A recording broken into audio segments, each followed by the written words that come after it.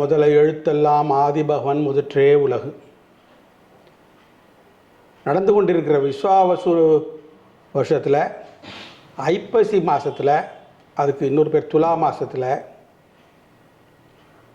இந்த மாதம் அதாவது ஆங்கில தேதி 18/10/2025 17/11/2025 வரைக்கும் உண்டான ஐப்பசி மாதத்தில் நேயர்களுக்கு ஓரொரு லக்னத்தவருக்கும் என்னென்ன பலன்கள் நடக்க காத்திருக்கிறது என்பதை ஒரு சுருக்கமாக சொல்ல கடமைப்பட்டிருக்கிறேன். ரெயின்போ 360 நேயர்களே, உங்கள் அத்தனை பேருக்கும் என்னுடைய வணக்கம். லைக் பண்ணுங்கள், கமெண்ட் பண்ணுங்கள், சப்ஸ்கிரைப் பண்ணுங்கள். உங்களுக்கும் இதில் நிச்சயமாக சில நல்ல பலன்கள் கிடைக்க வாய்ப்பு இருக்கிறது. இப்போது லக்ன வாரியாக சில ஒவ்வொரு லக்னத்துக்கும் உண்டான பலன்களை கூற ஆரம்பிக்கிறேன். அதுக்கு முன்னோட்டமாக துலா மாதம் காலபுருஷனுக்கு அது 7வது ராசியில் சூரியன் நிற்கிற பொழுது அதுக்கு துலா மாதம்னு சொல்கிறது, ஐப்பசி மாதம்னு சொல்கிறது. இதில் முக்கியமாக என்னென்ன பெருமைகள், இது மற்ற எல்லா மாதங்களை காட்டிலும் சிலது அயன மாத சூரியனுடைய அயன கதியினால் பெருமைப்படுகின்றன. மகர மாதம், கடக மாதம், அது மாதிரி இந்த துலா மாதமாகப்பட்டது சில வகைகளில் பெருமை மிக்கதாக இருக்கும். முதல்ல துலா மாதம்னு நினைவுக்கு வருவது என்ன அப்படி சொன்னால், காவேரி தீர்த்த ஸ்நானம் அப்படின்னு சொல்கிறது. மனிதன் தன்னுடைய அறியாமலோ அறிந்தோ செய்யக்கூடிய பாவங்களை போக்கிக் கொள்ளக்கூடிய ஒரு வாய்ப்பு இந்த தீர்த்த யாத்திரையினால் போக்கிக் கொள்ளுகிறான். அப்படி இருக்கிற போது இந்த தீர்த்த யாத்திரைக்கு முக்கியமாக இந்த மயிலாடுதுறை மட்டும் ஏன் விசேஷமாக சொல்லப்படுகிறது என்றால், மயிலாடுதுறையில் இருக்கக்கூடிய துலா கட்டம் அந்த இடத்துல ஸ்நானம் பண்ணோம்னா அதற்கு சில சங்கல்ப விதி முறைகள் எல்லாம் இருக்கிறது. அந்த அன்றைய திதி, வாரம், நட்சத்திரம், யோகம், கரணம், இந்த பஞ்ச அங்கங்கள் அடங்கிய தினத்தை சொல்லி தனக்கு என்னென்னவெல்லாம் வாழ்க்கையில் பாபங்கள் தீர வேண்டியது அப்படிங்கிறதெல்லாம் சொல்லி சங்கல்பம் பண்ணி அதை 3 முறை முக்கிய ஸ்நானம் பண்ணுவார்கள். உடுத்திய வஸ்திரத்தோடு ஸ்நானம் பண்ணணும். அதுக்கு பேர் சசேல ஸ்நானம்னு பேர். இந்த ஸ்நானத்தினால நம்ம எதிர்பார்க்குற சில பாபங்கள் போக ஒரு வாய்ப்பு தேடி கொடுத்துருவார்கள் நம் முன்னோர்கள். இதில் ஒரு முக்கியமான நிகழ்ச்சி என்ன என்றால், இந்த குறிப்பிட்ட இந்த துலா மாதம், இந்த ஐப்பசி மாதத்தில் மட்டும் அநேக கோடி தீர்த்தங்கள் எல்லாம் அங்கே கங்கை உள்பட இந்த மாபெரும் துலா கட்டத்தில் காவேரி கலையை சங்கமிக்கிறார்கள். அப்போ ஒரு முறை ஸ்நானம் பண்ணால் எவ்வளவு நமக்கு பலன் கிடைக்கும் யோசனை செய்து பாருங்கள். முன்னோர்கள் எல்லாம் தீர்க்கதரிசிகள் அவ்வளவு கண்டுபிடிச்சு நமக்கு சனாதன தர்மத்தை பேணி காக்க வழி சொல்லி கொடுத்துருக்கிறார்கள்.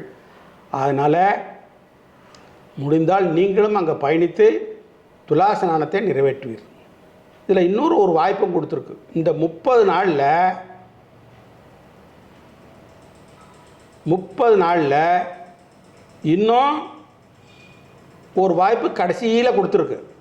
போக முடியாதவர்கள் ஏதாவது ஒரு சூழ்நிலையால், உடல் கோளாறோ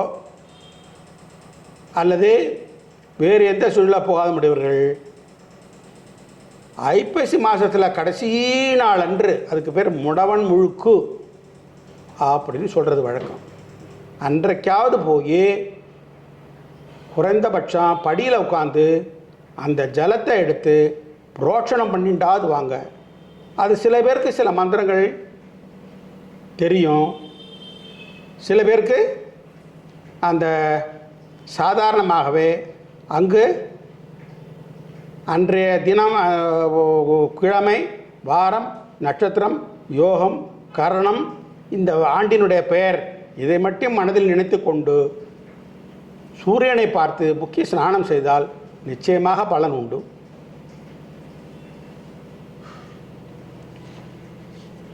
இது துலா ஸ்நான கட்டம் மிக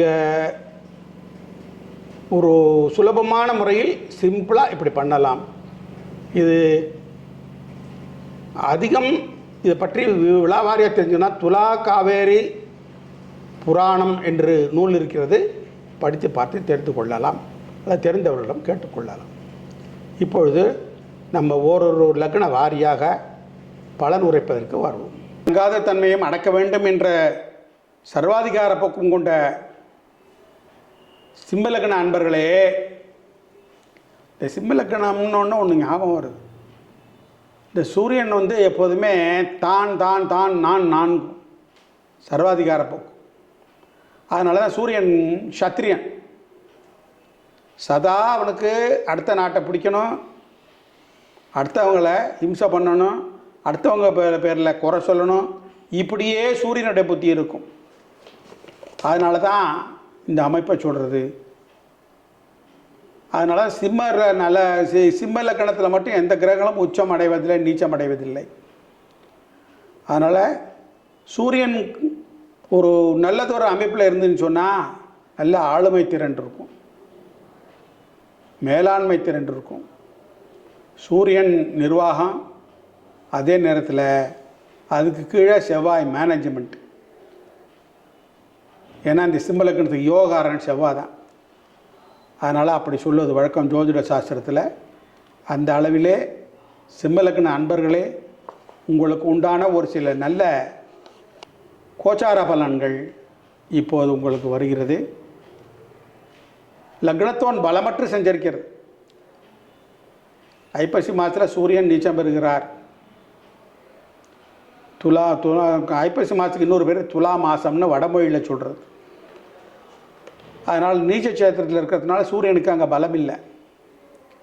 அப்போ அதே நேரத்தில்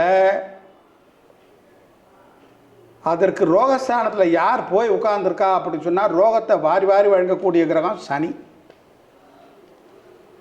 அதனால தான் ரோகத்தை நிவர்த்தி பண்ணுறது சூரியன், ரோகத்தை வாரி வாரி வழங்கிறது சனி. அதனால் சூரியனுக்கு ரோகஸ்தானத்தில் போய் சனி வலுத்து உட்கார்ந்துருக்கார். குருவோட சம்பந்தம் பெறுவதனால சில காய்ச்சல், நோய் இத்தியாதிகள் இந்த லக்னத்தார்களுக்கு ஏற்பட போகிற மாதம். நீங்கள் பார்த்தீங்கன்னா சூரியன் பார்வைக்கு காரன், பிளானட் ஆஃப் விஷன். சூரியன் வலதுகண், சந்திரன் இடதுகண், சுக்கிரன் விஷன். இவங்க 3 பேருடைய ஒரு ஜாதத்தில் நல்லா இருந்தால் தான் பார்வை கோளாறு ஏற்படாது. அவ்வகையில் பெரும்பாலும் பார்த்திங்கன்னா கண் நோய் எப்போ வரும்? இந்த ஐப்பசி மாதம் தீபாவளி சமயத்தில் எல்லாரும் கண்ணு வலி வரும்.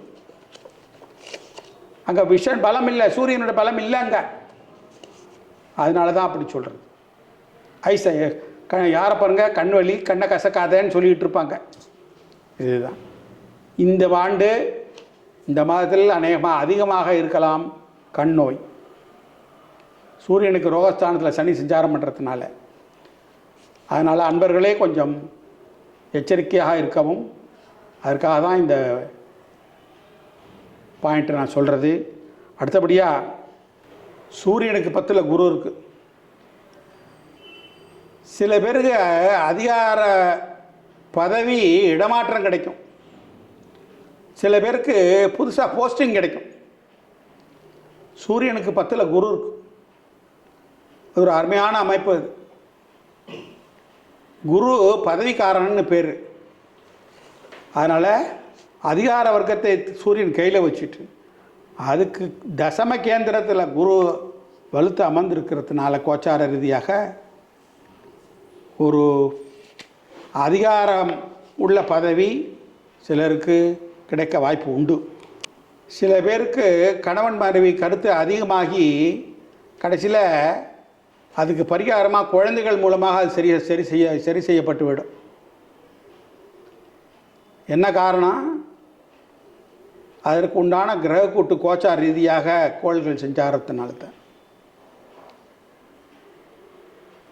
புத்திரக்காரன் குருவுக்கு அஷ்டமத்தில் ராகு சஞ்சரிக்கிறதுனால சிலருடைய குழந்தைகளுக்கு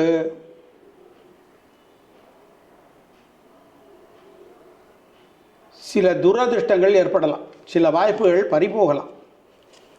அவ்வளோதான். ராகு ஒரு வாய்ப்பை தட்டி பறிச்சிடும். அதுக்காக தான் இந்த சிம்மலக்கண அன்பர்களுக்கு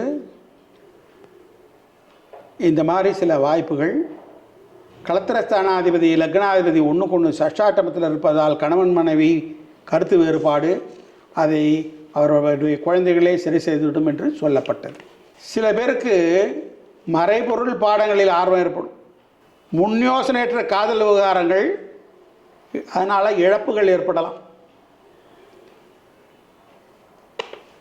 சில அதிகாரத்தில் உள்ளவர்களுக்கு அனாமதேய புகார்கள் மூலமாக இழுக்குகள் ஏற்படலாம். அதாவது மொட்டை பெட்டிஷன், அவங்க பேரில் அலிகேஷன், இதுதான் அனாமதேய புகார் அப்படின்னு சொல்கிறது. அப்படியும் ஏற்படக்கூடிய மாதம் இது. சிம்மலக்கணக்காரர்களே உங்களுக்குத்தான்.